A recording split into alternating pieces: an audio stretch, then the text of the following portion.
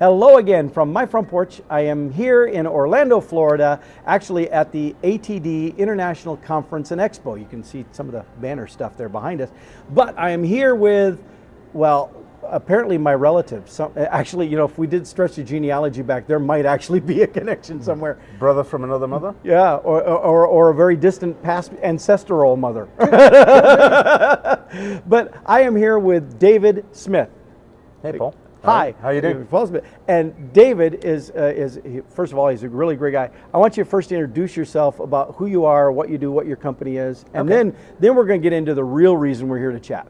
Cool. No problems at all. David Smith. I am Scottish, even though I'm not Mick Smith. I run a consulting firm called DS Virtually, where for the last 15 years we've focused very much on helping organizations to upskill for virtual classroom. So that whole piece about taking face-to-face facilitators, instructional design, and bringing it online into the virtual worlds of Adobe Connect, WebEx, and of course Zoom is the one of COVID. The big dog. The big dog. More recently, my focus has gone more towards virtual team working, virtual leadership, and right now, of course, the buzzword is hybrid working. So, and of course, that little thing called the global pandemic of COVID-19 fueled some of that. Yeah, I mean, it's quite funny because for the last 15 years, I've kind of been preaching to an audience about you need to go virtual, and they're like, no, we don't want to. COVID, it was like, we need to go virtual. All of a sudden, people listened. Yep. Amazing how that happens. What's the phrase? Necessity is the mother of all evil. Yeah, well, that works too. I was going to say necessity is the mother of invention, I've heard, but all evil, sure, same thing. Well, I think all evil, I mean, we went into this virtual environment, work from home, remote working piece, and it was kind of like, we're going to go into it warts and all, we don't know what we're going to get, we'll get some bumps and bashes along the way, and hey, so that's why I go evil, because it gave us a big lesson. It was a necessary evil too. Yeah, exactly. Yeah. All right, but we're talking shop, which is appropriate. We're here at the ATD conference. Absolutely. Which, by the way, if you're not familiar with, is Association for Talent Development. It means we're both in the business of trying to help people do what they do in the workplace better. Exactly. And so it's been a good conference, been great, but this is the last day of the conference. David and I have crossed paths many times here during the conference, and in one of those crossings, I noticed this lapel pin that he's got on. Yep. And I said, that's kind of interesting. And he started to explain what it was, and I was like, aha, I need to do a front porch episode with you about this, because this, I find, personally, on a very personal level, I find it very interesting. And with that, David, tell us about the lapel pin you're wearing. So the lapel pin, I made the comment earlier that I'm not a Mick Smith. Yeah. So I'm from Clan Smith. I guess if you look back in my genealogy, you could probably trace me back to 1700s in the UK, but always in Scotland. So it's our clan badge. So there is actually a Clan Smith, even though it doesn't sound Scottish. And I'll come back to why Smith in a minute, but it's the clan badge, which is a Scottish wildcat. Think more about sort of lynx size, but a proper wildcat. I mean, you wouldn't want to approach it. It's not the kind of cat you take home and pet. No. It's not kitty time. But the motto for the Clan Smith is touch not the cat but a glove. Okay, explain that. Like most mottos, they don't make sense nowadays. Yeah. But essentially, Clan Smith is, Smith is a derivative of Clan Macpherson. And if you know your Scottish history, they were the fighting Macphersons. Braveheart, William Wallace, Mel Gibson. Macpherson was one of the big clans at that time. And so the wildcat, touch not the cat but a glove, refers to that you don't approach a wildcat if the glove is unsheathed. And the glove on a cat is the paw, and the unsheathing, of course, is the claws. So in other words, it kind of resonated with that whole fighting Macpherson mentality. But so I know the fighting Macphersons are the ones with the claws out of their gloves. Pretty much. Yeah. And you just definitely don't want to take them on. Yeah. And the Smith clan comes from the fighting Macphersons. The Smith clan is part of the fighting Macphersons, but the name Smith has got a very interesting sort of look at it, which is why if you don't know this, This is important for you to know, because a lot of people have assumptions about Smith that are about it's so common and how to get it to be so common, how to get it to be so prolific, and it's not necessarily because there was one guy somewhere in history named Smith and he had all these kids. It's because his name Smith comes from a really different source. Yeah. Go ahead. So every clan in Scotland had many Smiths. Not Smiths, but Scottish Smiths. yeah. And what it was, if you think about it, they were the blacksmiths, as we now know, Yeah. that made plowshares and made horseshoes. Yeah, and here in the United States, we called people in those roles blacksmiths and shoesmiths. And We go into goldsmiths and tinsmiths. Yeah, all those kind of things. So we understood that. I mean, that even came here to the U.S. as well. That people doing certain trades, especially skilled people doing trades, they were called a smith. But going back to your early comment about, brother from another mother, Yeah. and even we could actually have a similar lineage at some point. Yeah, well, because I've traced my ancestry, and it goes back to England, Scotland. The Smith side goes England, Scotland, and there is some German, but that's not the Smith. The Smith comes from the England, Scotland, that area. Well, what you've actually got, so the Smiths, it wasn't a family called Smith. Mm-hmm. It was more, that was their role in life. Yes. They were Smiths, and I guess if you think about it, in the 1700s, they made plows, farm implements, horseshoes. They were silver. They were tinsmiths making goblets. Yeah. They were even making the armory that they used. Yes. Little side note: have you seen a Scottish broadsword? I've seen them. I even tried to pick one up. Yeah. I mean, the historical. You had to have muscles to wield that thing. Well, dare I say, I saw. I'm going to go off a little tangent, but I will come back quickly. I promise. Have you seen the Highland Games, the Scottish Highland Games? No. Oh, is that where they throw the poles and the caber? Is that what It's called a caber. But it's the equivalent of throwing this sort of 25-foot long log. Yeah. Now, if you've ever gone to the forest and you've picked up a log, you know the kind of weight. Yeah. And it's comical because us Scots, we used to throw them just for fun. Oh, yeah.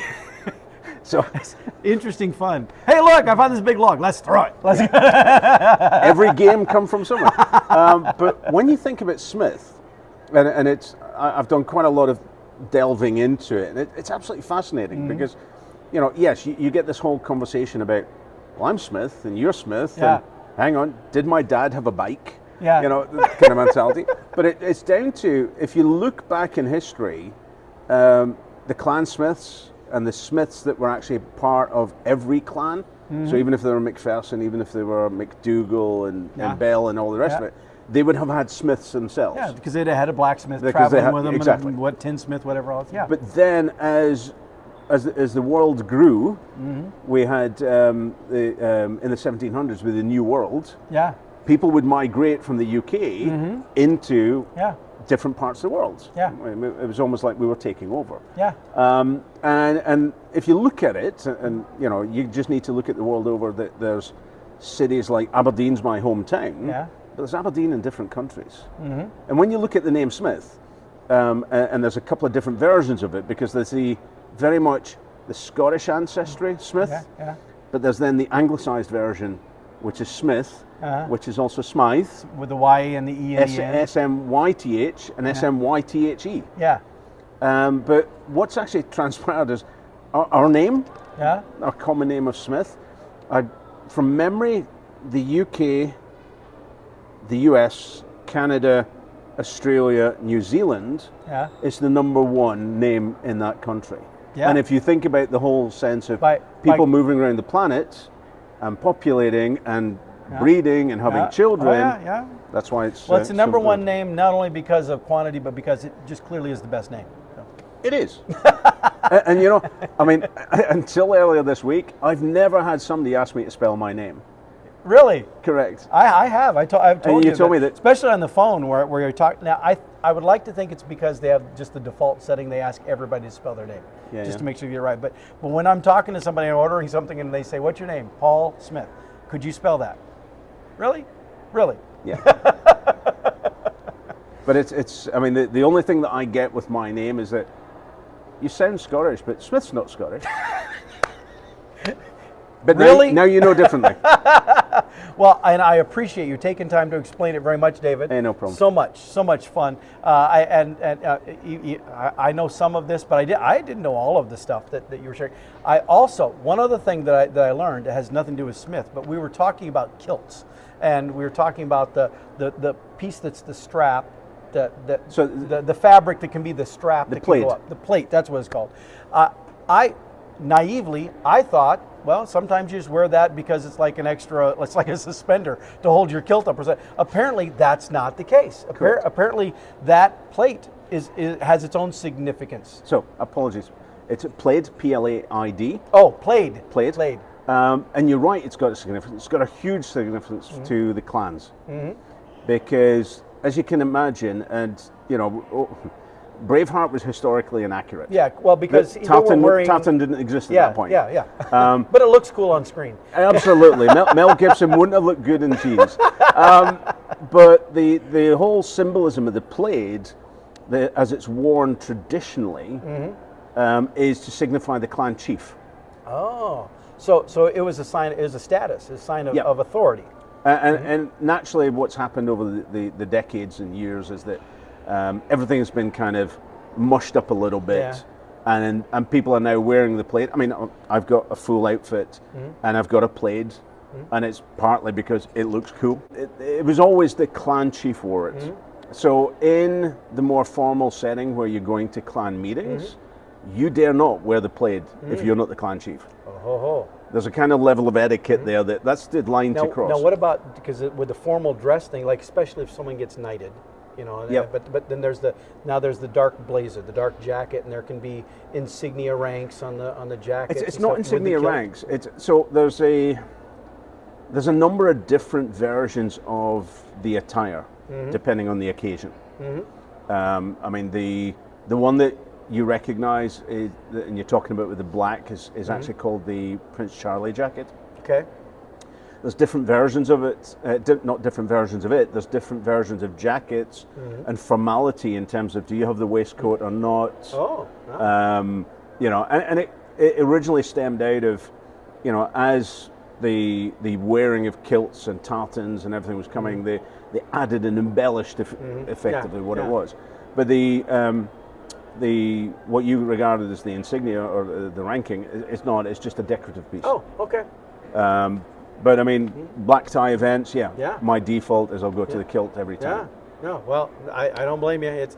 And this shirt, honestly, I told him, I had planned out my wardrobe for the week, and this was going to be the shirt because it's kind of my I've been wearing green all week because it's covering my book, and this one still has some green, but this is like my transition shirt back to away from green, so it's got green and other stuff in it.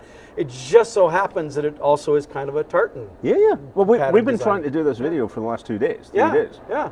So it's kind of funny that the day we were able to get it done, I'm wearing this today. and I'm wearing my Tiger Woods red. He's wearing, you can't really see, but it's white and red striped, and then it's got a blue plaid pattern to it. So I said he's looking very American, and I'm looking very, very Scottish. But of course, red, white, and blue is in the British flag. That's true. It is. Yeah. But he is a British subject, even though he's from I'm Scotland. a Scottish. Scottish first. Well, again, thank you very much for chatting with me and for educating about all this stuff. I think this stuff is just cool in general, but of course I have a personal interest on the Smith stuff as well, and now you all know as well. Excellent. So with that, I will see you all next time from my front porch.